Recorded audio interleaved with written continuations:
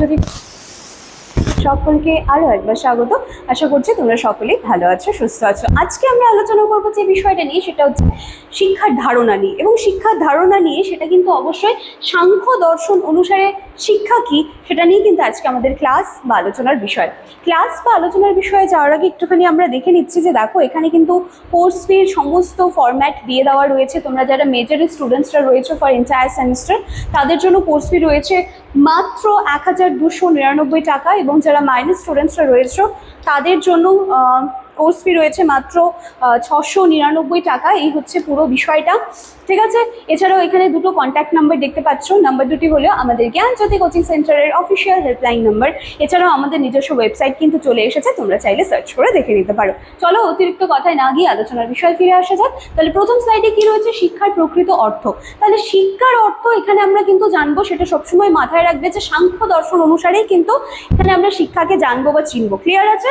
চলো তাহলে সবার প্রথমে বলছি সৎকার্যবাদ ও সুপ্ত ভাবনা। তারপর রয়েছে শিক্ষার প্রধান কাজ কি। শিক্ষার প্রধান কাজ হচ্ছে যে মানুষের মধ্যে লুকিয়ে থাকা যেই ভালো পসিবিলিটিসগুলো রয়েছে সেইগুলোকে প্রকাশ ঘটানো। দ্বিতীয়ত রয়েছে দ্বৈতবাদী দর্শন। দ্বৈতবাদী দর্শন বলতে দ্বৈত কথাটি কেন ব্যবহার করা হয়েছে, কারণ এখানে দুটি তত্ত্বের কথা বলা হয়েছে। একটি রয়েছে পুরুষ এবং আরেকটি রয়েছে প্রকৃতি। পুরুষ বলতে কিন্তু এখানে চেতনাকে বোঝানো হচ্ছে, এবং প্রকৃতি বলতে কিন্তু কারণ আমরা দেখতে পাচ্ছি যে পদার্থ বা বস্তু সত্তা যেটা রয়েছে সেটাকে কিন্তু ইন্ডিকেট করা হচ্ছে। তারপর রয়েছে বিবেক জ্ঞান লাভ, ঠিক আছে। বিবেক জ্ঞান লাভের মধ্যে কি প্রকৃত শিক্ষা পুরুষ ও প্রকৃতির ভেদ সম্পর্কে সম্যক জ্ঞান। পুরুষ ও প্রকৃতির ভেদ সম্পর্কে সম্যক জ্ঞান মানে কি, পুরুষ মানে এখানে চেতনা এবং প্রকৃতি পদার্থ, এই দুটো বিষয়ে যখন আমরা সম্যক জ্ঞান লাভ করব তো সেই অবস্থার কথা কিন্তু এখানটায় বলা হচ্ছে। ক্লিয়ার আছে? চলো এবার আমরা সেকেন্ড স্লাইডে চলে যাই। এখানটায় দেখো আমরা দেখতে পাচ্ছি একদিকে রয়েছে শিক্ষার লক্ষ্য ও উদ্দেশ্য এবং লক্ষ্য রয়েছে, এবং আরেকদিকে কিন্তু তার কি বলবো যে প্রধান লক্ষ্যসমূহ রয়েছে, ঠিক আছে। চরম প্রধান লক্ষ্যসমূহ, এই পাশে রয়েছে লক্ষ্যসমূহ। তো এখানে আমরা দেখতে পাচ্ছি যে আত্মকরণের বিকাশ। আত্মকরণ মানে কি? আত্মকরণ বা সেই যে আত্মকরণটাকে সেটাকে বিকশিত কি করে করব, সেটাকে বিকশিত করতে গেলে কিন্তু বুদ্ধি, অহংকার এবং মন, এই তিনটা বিষয়ের সুষম সমন্বয়ে গঠিত আত্মকরণের বিকাশ ঘটানো কিন্তু এখানটায় প্রয়োজন রয়েছে। তারপর রয়েছে দুঃখ নিবৃত্তি, যে বলা হচ্ছে জীবন দুঃখময়, তাই তো। এই যে পুরুষ আর প্রকৃতির এই বিষয়টা যে এখানটা আমরা পড়লাম, এই যে পুরুষ আর প্রকৃতি, এই পুরুষ প্রকৃতির ভেদ জ্ঞান অর্জন করেই কিন্তু পরম দুঃখ থেকে কিন্তু মুক্তি লাভ করা সম্ভব। আর কি রয়েছে নৈতিক ও যোগ অনুশীলন, যেখানে আত্ম উপলব্ধির জন্য নৈতিক আচরণবিধি ও যোগ অনুশীলনে উৎসাহ প্রদান, এই জায়গাগুলো রয়েছে। এইবারে আমরা দেখে নিচ্ছি যে তার গৌণ লক্ষ্যসমূহ কি রয়েছে, যেখানে রয়েছে দৈহিক বিকাশ, প্রাক্ষবিক ভারসাম্য এবং বৌদ্ধিক শক্তি। দৈহিক বিকাশ বলতে বলা হচ্ছে কি যে আমাদের যে জ্ঞানেন্দ্রিয়গুলো রয়েছে, আমাদের জ্ঞানেন্দ্রিয় এবং আমাদের কর্মেন্দ্রিয় এর সমূহের স্বাস্থ্যকর বিকাশ সাধন। আর কি রয়েছে প্রাক্ষবিক ভারসাম্য, যেখানে প্রক্ষোভ নিয়ন্ত্রণ করা বা মেন্টাল স্টেবিলিটি, ঠিক আছে, তার কথা বলা হচ্ছে। বৌদ্ধিক শক্তিতে কি বলা হচ্ছে, চিন্তা, যুক্তি এবং মানসিক চেতনার যে কন্টিনিউয়াস যে প্রগ্রেসটা হচ্ছে, ঠিক আছে, যে ধারাবাহিক অগ্রগতিটা হচ্ছে তার কথা নিশ্চিত করা হচ্ছে, ঠিক আছে। তাহলে এটা হচ্ছে শিক্ষার লক্ষ্য উদ্দেশ্য। এইবারে আমরা চলে আসি পাঠ্যক্রমে, যেখানে বলা হচ্ছে স্তরাশ্রিত পাঠ্যক্রম। এখানটা দেখো শৈশবকাল, বাল্যকাল এবং বয়ঃসন্ধিকাল, এই তিনটি জায়গা কিন্তু রাখা হয়েছে।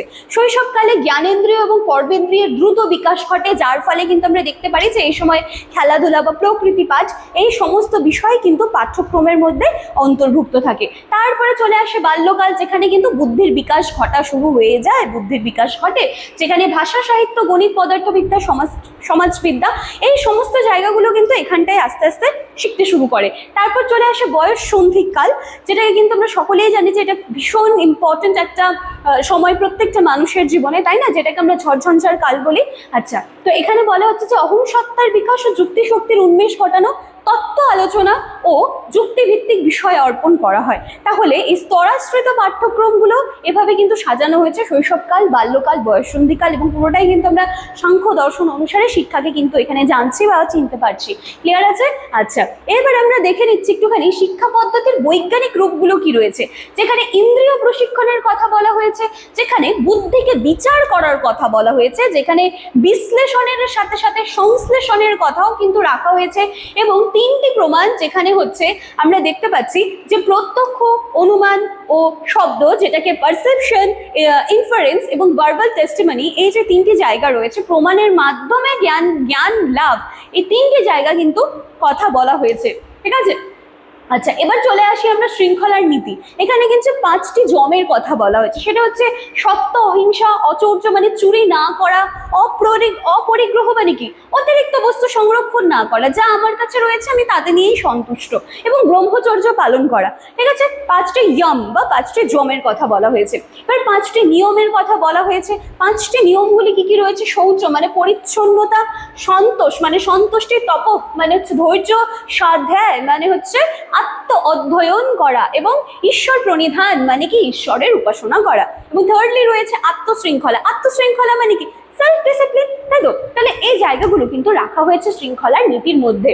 এছাড়া চলে আসলো শিক্ষক ও শিক্ষার্থীর ভূমিকা। দেখো শিক্ষক শিক্ষার্থীর বৈশিষ্ট্য তো ইম্পর্টেন্ট রয়েছে, কিন্তু role of teacher is very very important. ঠিক আছে, যেখানে বলা হচ্ছে উপযুক্ত অভিযোজিত ব্যক্তি, যেখানে শিক্ষা পরিবেশে নিজেকে সার্থকভাবে মানিয়ে নিতে কিন্তু সক্ষম, এর সাথে সাথে বিজ্ঞ, পণ্ডিত এবং আদর্শ। কারণ দেখো তুমি যে বিষয়টা পড়াচ্ছ সেই বিষয়ে যদি তোমার গভীর পাণ্ডিত্য না থাকে তাহলে তুমি ডেলিভার করবে কোন বিষয়টা বাচ্চাদের মধ্যে, তাই না? তো বিষয় এখানে গভীর পণ্ডিত এবং নিজের আত্মশৃঙ্খলিত হলে তবেই কিন্তু আমরা শিক্ষার্থীদেরকে অনুপ্রাণিত করতে পারবো। তারপর রয়েছে সুপ্ত প্রতিভার বিকাশক, যেখানে রয়েছে শিক্ষার্থীদের অন্তর্নিহিত প্রতিভার বিকাশ সাধনে পথপ্রদর্শক। এইটা কিন্তু আমরা রোল অফ টিচার দেখলাম। এবার এখানটা আমরা দেখবো রোল অফ স্টুডেন্টস। ঠিক আছে, যেখানে বলা হচ্ছে যে শিশু কেন্দ্রিক শিক্ষায় শিক্ষার্থীর ব্যক্তিগত বৈষম্যকে গুরুত্ব প্রদান করা হয়। আমরা সকলেই জানি যে বর্তমান এখন যে শিক্ষা ব্যবস্থা রয়েছে সেটা কিন্তু শিক্ষার্থী কেন্দ্রিক শিক্ষা ব্যবস্থা, যেখানে শিক্ষার্থীকে মেইনলি প্রায়োরিটাইজ করা হয় যে সে কিভাবে শিখতে চাচ্ছে, তার রুচি, আগ্রহ, সামর্থ্য, ইন্টারেস্ট কি রয়েছে, সে কিভাবে শিখতে চায়। তো ডেফিনেটলি ফার্স্টের পয়েন্টটা তো ভীষণভাবে যথাযথভাবে আমরা দেখতে পাচ্ছি রয়েছে। তারপর রয়েছে ত্রিগুণের অধিকারী, যেখানে শিক্ষার্থী শত, রজক, তম এই 3 গুণে সমন্বিত। এবং লাস্টলি রয়েছে জ্ঞান পিপাসু এবং শৃঙ্খলিত, যেখানে শিক্ষার্থীকে হতে হবে নৈতিকতাপূর্ণ। বাচ্চাদের মধ্যেও কিন্তু এই আত্মনিয়ন্ত্রণের এই ব্যাপারটা কিন্তু থাকতে হবে, এবং তাদের মধ্যে না সবসময় ওই সত্যকে জানার একটা যে খিদে রয়েছে সেই বিষয়টা কিন্তু তাদের থাকতে হবে। আচ্ছা এবার চলে আসি আমরা সাংখ্য দর্শনের ত্রিগুণ তত্ত্বে, প্রকৃতির মূল গুণাবলী, যেখানে শতক গুণ, রজক গুণ এবং তমক গুণের কথা কিন্তু বলা হয়েছে। যেখানে সত্য গুণের মধ্যে রয়েছে প্রকাশ, শান্তি, পবিত্রতা, নির্মল ও জ্ঞানের প্রতীক। রজক গুণের মধ্যে রয়েছে কর্মশীলতা, উদ্দীপনা, বাসনা এবং পরিবর্তনের প্রতীক। এবং লাস্টলি 3টা গুণের মধ্যে লাস্টলি যেটাকে তামস বলে বা যেটাকে তমক গুণ বলে, সেটার মধ্যে কিন্তু রয়েছে অজ্ঞতা, আলস্য, জড়তা এবং অন্ধকারের প্রতীক। ঠিক আছে, এই যে 3টি জায়গা আমরা দেখলাম, এই 3টি জায়গা কিন্তু আমরা দেখতে পাচ্ছি যে সাংখ্য দর্শনের ত্রিগুণ তত্ত্ব। ঠিক আছে, তাহলে এই কিন্তু ছিল আজকে আমাদের আলোচনার বিষয়, যেখানে আমরা সাংখ্য দর্শন অনুসারে শিক্ষাকে আমরা কি করে জানবো বা শিক্ষার মধ্যেকার যে বিষয়গুলো রয়েছে সেগুলো নিয়ে কিন্তু আজকে আমরা জানলাম। আশা করছি ক্লাসটি তোমাদের বোঝার মতো হয়েছে, আর কিছু না হোক কনসেপ্টটুকু তোমাদের ক্লিয়ার করতে পেরেছি। ভিডিওটি ভালো লাগলে তোমাদের ভ্যালুয়েবল কমেন্টসগুলো কমেন্ট সেকশনে রেখে যেতে ভুলবে না। চলো দেখা হচ্ছে নেক্সট দিনে আবার একটা নতুন টপিক নিয়ে। Thank you.